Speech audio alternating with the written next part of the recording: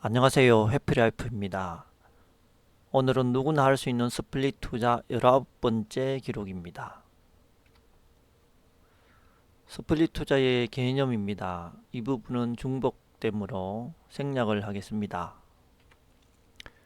저희 계좌에 대한 현재 상황입니다. 계좌 이런 상태로 현재 마이너스 11% 손실을 보이고 있습니다. 현재 상황은 폭락 후 보합세를 보이고 있는데요. 종목 조정을 하여 종목 수를 많이 줄였습니다. 계좌 2의 현재 상황입니다. 마찬가지로 마이너스 7.78% 상태이고 계좌 3도 이렇게 손실을 보고 있습니다.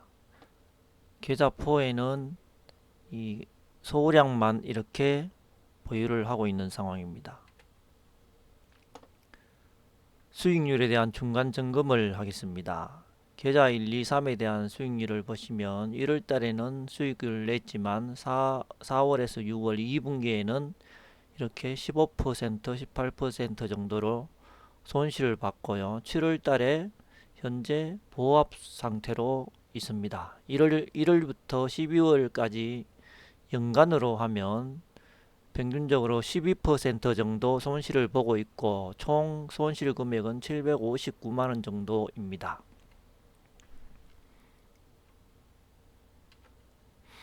누적 수익률 그래프를 보시면 이 붉은색이 저의 수익률이고 금정색은 코스피와 파랑색은 코스닥 수익률입니다. 자, 저도 마이너스 12% 정도에 와 있고 코스피와 코스닥도 1월 1일과 비교해서 이렇게 20% 정도 손실을 보이고 있는 상황입니다. 계좌 1, 2, 3 모두 손실인데 계좌 3은 잔고 금액이 얼마 안 되기 때문에 큰 의미가 없습니다. 2021년도의 연간 수익률이 10%를 조금 넘었었는데 현재 2022년도의 연간 수익률은 마이너스 12% 정도가 되고 있습니다. 코스피와 코스닥은 저보다 좀 더 낮습니다.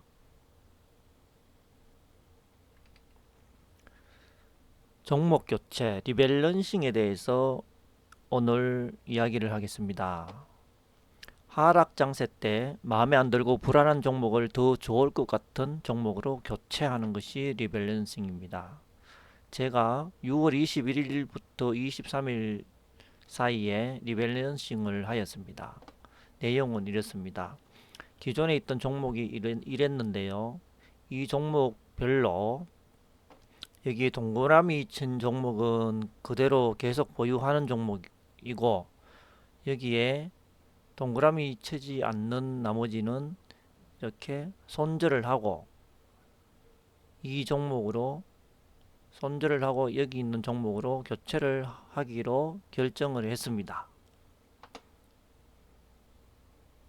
그래서 한 절반 정도를 줄이는 형태로 조정을 했습니다. 결과를 보겠습니다. 나의 리밸런싱 결과.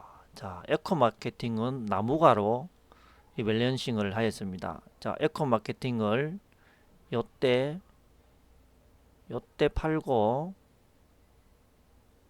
나무가로 이렇게 교체를 하였습니다. 어떻습니까?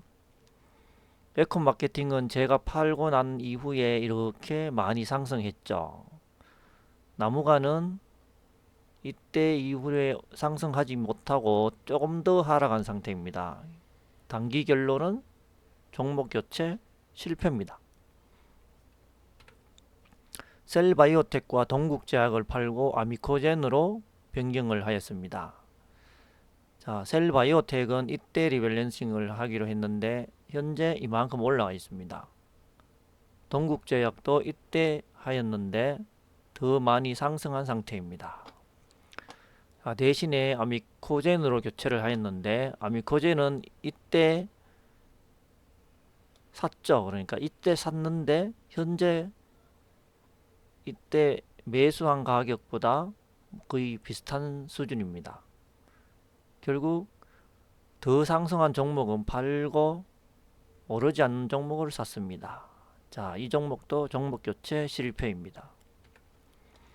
다음은 대륙제관과 다우기술입니다. 대륙제관을 팔고 다우기술로 교체를 하였습니다. 자, 대륙제관을 이때 팔고 이때 종목 교체할 때보다 지금 현재 주가가 거의 비슷하거나 약간 상승한 상태죠. 자, 다우기술도 이때 샀는데 현재 주가가 이것처럼 비슷합니다. 그래서 이 단기 결론은 이 종목 교체에 대해서는 본전 수준입니다.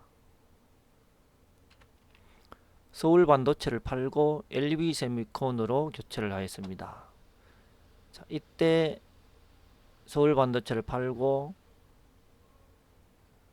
이때 LB세미콘으로 매수를 하였습니다. 그런데 서울반도체는 이때 주가와 현재 주가가 거의 비슷합니다. 그런데 제가 매수한 LB세미콘은 자, 이때보다 더 하락한 상태입니다. 자, 이 종목 교체도 단기적으로는 실패입니다. CJ를 팔고 SK로 교체를 하였습니다. 이때 CJ를 매도하고 현재 주가는 매도한 가격보다 약간 더 올라와 있는 상태입니다. 그런데 SK 제가 종목 교체를 한 이때 SK를 매수를 했는데요. 현재 주가는 이때보다 더 하락한 상태입니다. 그래서 단기적으로 이 종목 교체도 실패입니다. 자, 넥센타이어를 팔고 한국엔컴퍼니로 교체를 하였습니다. 이때 리밸런싱을 위해서 매도를 하였는데 현재 넥센타이어는 이렇게 상승한 상태입니다. 한국엔컴퍼니는 이때 매수를 하였는데 현재 주가는 이렇게 더 하락하였습니다. 단기 결론은 역시 실패입니다. 차이가 많이 나죠. 이거는 대실패죠. 대실패. 리밸런싱이란 전문가를 사칭하는 기관 투자가들이 리밸런싱 해야 한다고 이야기를 자주 합니다. 하락세 때는 이런 이야기를 하죠. 이론적으로는 그럴듯한 혹하는 말입니다. 리밸런싱 문제점 보겠습니다. 말이 리밸런싱이지 어느 종목이 더 하락하고 어느 종목이 더 상승할지 당신은 알 수 있나요? 본인이 나름대로 고심해서 선택했던 종목인데 폭락장에서 모두 다 하락하고 있습니다. 이 중에 어느 종목이 더 좋고 나쁜지 과연 정확하게 판단할 수 있을까요? 진정한 슈퍼개미는 리밸런싱 하라는 이야기를 하지 않습니다. 왜냐하면 해보면 압니다. 이게 현실적으로 쉽지 않습니다. 오히려 저처럼 역효과가 날 가능성이 존재하기 때문입니다. 제도권인 기관 투자가 기업에서 근무하는 헛똑똑이들이 리밸런싱 이야기를 합니다. 왜냐하면 가만히 있으면 거래 수수료가 발생하지 않으니 어쩌든지 팔고 사고를 자주 하라는 이야기입니다. 각 개인은 리밸런싱 정말 신중해야 합니다. 만약 해야 한다면 처음부터 종목을 잘못 선택했다고 생각되는 정말로 버리고 싶은 한두 종목만 하시기 바랍니다. 하지만 현실은 이것도 아닙니다. 왜냐하면 처음부터 종목을 잘못 선택했다고 생각되는 종목이면 이미 손절 처리를 했을 것입니다.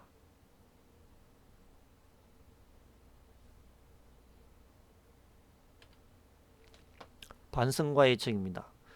지난번 제가 예상한 주가 하락은 2400 수준이었으나 더 하락하였습니다. 하지만 적극적으로 매수하기엔 매우 부담스러운 상황입니다. 앞으로 남은 일들을 예상해보면 금리 추가 인상 확실, 현재까지는 버틸 만한 금리 수준이지만 앞으로 더 금리가 상승하면 대출이 많은 기업과 개인은 이자 갚느라 매우 힘들게 됩니다. 개인도 부동산 담보 대출 등 대출이 너무 많습니다. 기업은 이자 많이 갚으면 순이익이 줄어들고 개인은 투자 여력이 줄어듭니다. 원자재 인상 지속. 원자재 가격이 어느 정도 상승은 멈춘 듯 하지만 확실한 하락세를 보일지 미지수입니다. 1분기까지는 기업의 이익률이 양호했지만 2분기에 전반적으로 순이익이 줄어들었고 3분기부터는 기업 순이익은 더 줄어들 것입니다. 따라서 퍼가 현재 낮다고 하지만 시간이 지날수록 퍼가 더 높아질 것으로 예상이 됩니다. 우크라이나 전쟁 지속. 단기간에 종료될 것 같지 않습니다. 내가 푸틴이라면 겨울이 올 때까지 전쟁을 계속해서 추운 겨울에 유럽이 먼저 머리를 숙이도록 만들 겁니다. 그래야 러시아가 유리하게 협상을 할 수 있을 테니까요. 하지만 이 결과는 장기적으로 보면 러시아가 불리한 상황이 될 수도 있습니다. 나의 결론은 하락한 상태에서 주식을 추가 매수해야 하는 것은 맞지만 불경기 또는 기업 이익 하락이 예상되므로 급하게 주식을 매수할 필요가 없어 보입니다.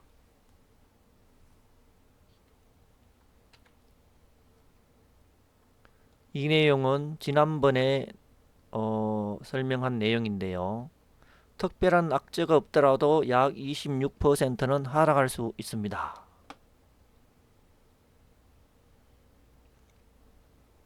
그런데 현재는 30% 정도 하락하여 이 정도 수준의 주가가 왔습니다. 그리고 나서 최근 며칠간 상승을 하여 2400 근처에 와 있습니다. 그러나 앞으로 일어날 일이 이런 게 더 있습니다. 금리 인상 더 하니까요. 따라서 물가 상승을 막을 수 있을 것인가 라는 문제가 있죠. 금리 인상과 물가 상승은 같은 내용입니다. 우크라이나 전쟁, 불경기가 올 위험, 이런 부분이 도사리고 있어서 30%까지 하락하였지만 코스피 지수가 앞으로 35% 정도의 수준으로 하락할 수도 있다는 생각이 듭니다. 그래서 주식을 추가 매수하는 것을 급하게 할 필요가 없을 것이라 예상하고 있습니다. 이상 19번째 기록을 마칩니다. 감사합니다.